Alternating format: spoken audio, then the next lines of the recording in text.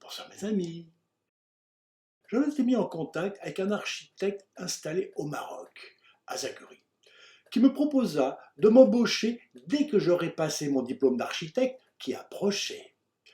Comme il me fallait un véhicule, j'ai commandé un buggy rouge, véhicule très à la mode venu de Californie.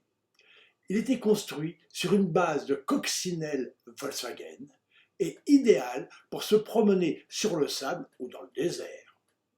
Il n'allait pas vite, mais ses démarrages étaient fulgurants, ce qui m'amusait beaucoup. Je le trouvais magnifique avec ses roues larges, aux jantes en aluminium, ses sièges baquets, son petit volant de voiture de course et sa capote blanche. Rue Grégoire de Tours, j'avais fait connaissance de Jésus, un Algérien très habile pour monter un commerce avec très peu d'argent. Justement, il venait de reprendre une boutique sur le port de Saint-Tropez pour y vendre des vêtements et des accessoires. Mais il lui manquait 300 000 francs et me demanda de les lui donner en m'associant avec lui pour les 3 mois d'été. Attiré par cette nouvelle aventure, j'acceptai et je me retrouvai logé dans une fermette à Gassin, à quelques kilomètres du port, en compagnie de sa femme Martine et ses enfants. J'ai vite compris que l'association a tourné court. Jésus ayant une curieuse conception de la parole donnée quand il s'agit d'argent. Tant pis, je prendrai 3 mois de vacances. Je l'ai passé en circulant avec mon buggy du gîte au Vieux-Port, où je vins quand même dans la boutique de vêtements et d'accessoires faire le joli cœur auprès des belles dames. Je dois très vite déchanter question conquête féminine. Les belles dames sont soit accompagnées, soit à la recherche de portefeuilles bien garnis. Mon buggy ne pèse pas lourd face aux yachts ou qu'elles ont dans le collimateur. De toute façon, ce genre de personne ne m'a jamais attiré. Et j'ai eu la chance de ne rencontrer que des femmes désintéressées. Les joies du buggy. Sur la route de Sainte-Maxime, en pleine campagne, un pneu grève. Il n'y a pas de secours sur cet engin. Je dois monter la voiture sur un cri, que j'ai quand même. Et ensuite, il faut faire rouler la roue, qui est très lourde, pendant plusieurs kilomètres pour atteindre un garage. Le garagiste, débordé, me confie les outils, mais refuse de démonter la jante en alliage d'aluminium fixée par plein d'écrous. Je dévisse, dévisse, dévisse. Il répare la chambre à air. Je remonte le pneu, je revisse, revisse, revisse. Je paye, puis roule, roule, roule jusqu'au buggy qui est toujours là.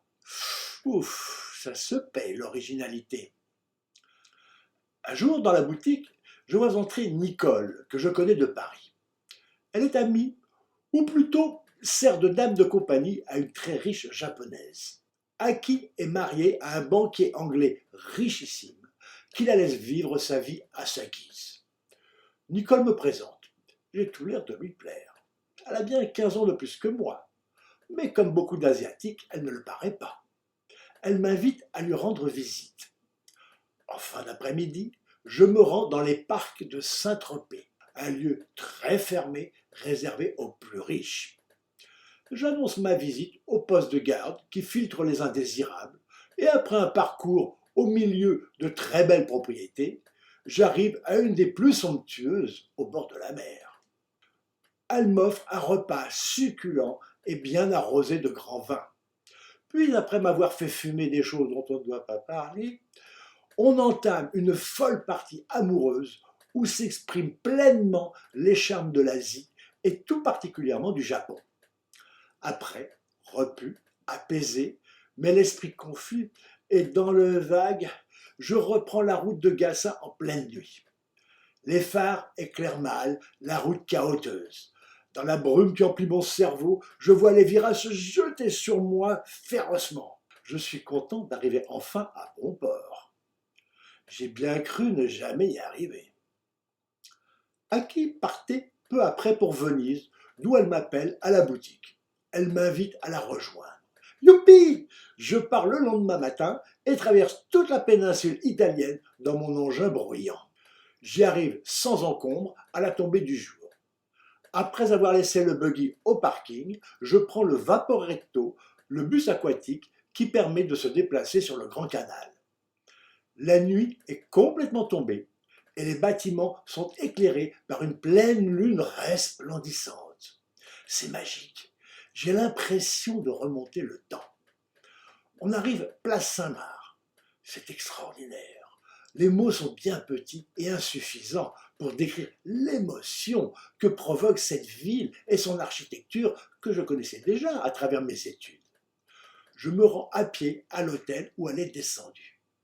Surprise, elle a choisi un palace, peut-être le palace. Le Danieli est d'une richesse inouïe. En plus, elle a réservé la suite. Aki me fait bon accueil dans l'immense salle de réception au plafond très haut. De grands miroirs vénitiens remplissent les murs entre d'immenses fenêtres ouvrant sur la lagune et sur le Grand Canal. À chaque bout, il y a une chambre. Sa chambre richement décorée, avec un lit à baldaquin pour l'amour, et la mienne beaucoup plus sobre pour le sommeil. On va passer 3 jours merveilleux.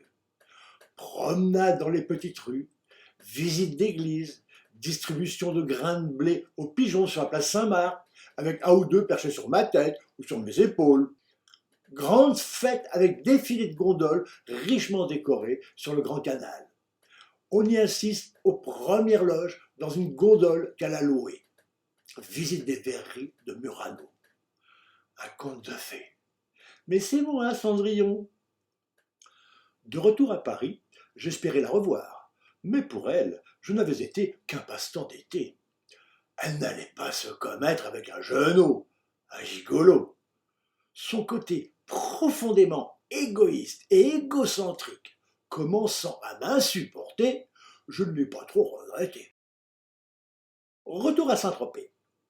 Jésus me présente à Vangelis, qui y séjourne. C'est le musicien grec très célèbre qui avait été connu avec les Aphrodite Child en 1968 pour la chanson Rain and Tears, interprétée par Dimis Roussos. Il veut se rendre en Grèce, et comme il a peur de prendre l'avion, il cherche un véhicule pour le transporter. Jésus lui a parlé de mon buggy, et on étudie cette possibilité. Je suis quand même dubitatif. Vangelis est un grand gaillard brun, chevelu et barbu, assez corpulent. Assis dans le siège baquet, il est complètement coincé et ne peut pas faire un mouvement. À l'arrière, il y a simplement une banquette pas très confortable. Il faudrait installer non seulement sa compagne, d'un bon format elle aussi, qui devrait se plier en 4, mais aussi son grand chien et ses bagages. Et c'est loin la Grèce. Malgré tout, il persiste dans cette idée, il paiera tous les frais et je serai rémunéré. Heureusement, au bout de quelques heures, sa compagne réussit à le raisonner et lui faire dépasser sa phobie. Finalement, il prend l'avion. Je le reverrai quelquefois à Paris, dans son grand appartement du 16e arrondissement. Il m'y reçut chaleureusement, partagea la feta et me fit connaître Dimis Roussos. Après, il s'installa à Londres. Une quinzaine d'années plus tard, Iris Claire, le connaissant, lui parla de mes tableaux animés en musique. Profitant d'un de ses passages à Paris, elle réussit à le faire venir chez moi. Vangelis fut tout surpris de me revoir et d'apprendre que j'étais le créateur. Il parut s'intéresser beaucoup à la démonstration, mais il me déçut par son questionnement insidieux. Ces questions n'étaient pas celles qu'on pose quand on veut acquérir une œuvre ou qu'on envisage une collaboration. C'était plutôt la recherche d'informations pour prendre mes idées. J'en fus convaincu quand j'appris que lui-même faisait de la peinture assez médiocre d'après Iris et souhaitait l'animer en musique. Il n'y eut pas de suite. Je ne l'ai plus revu. Déception. À Gassin, la porte était mal fermée et les fenêtres sont partis à l'aventure dans la nature environnante. J'étais déjà arrivé quelquefois avec Chubby. Et cette fois encore, on le retrouve 3 jours après, peu de temps avant que je remonte à Paris. Tara, la petite femelle que j'avais achetée pour lui tenir compagnie, par contre, a dû céder au mirage de Saint-Tropez. Et comme beaucoup de jeunes femmes qui y viennent, je ne la reverrai jamais. dernier week-end. Allongé sur la plage de Pamplonne, je fais enfin une rencontre au bout de 3 mois. Martine se fait bronzer les seins à l'air. Ils sont très beaux. Elle est souriante et chaleureuse, jolie, sympathique, tout va bien. Mais elle repart le soir même chez elle. Qu'à cela ne tienne, j'irai la retrouver là où elle habite. C'est sur le chemin du retour à la capitale. Tiens, c'est à La Ciotat. Ça me rappelle quelque chose. Mais c'est à l'autre bout, dans une zone de belle villa où elle habite chez ses parents. Michel, elle, habitait dans un quartier ouvrier près du centre. Je loue une chambre dans un hôtel proche et Martine vient m'y rejoindre pour une folle soirée. Nos chemins se sépareront après.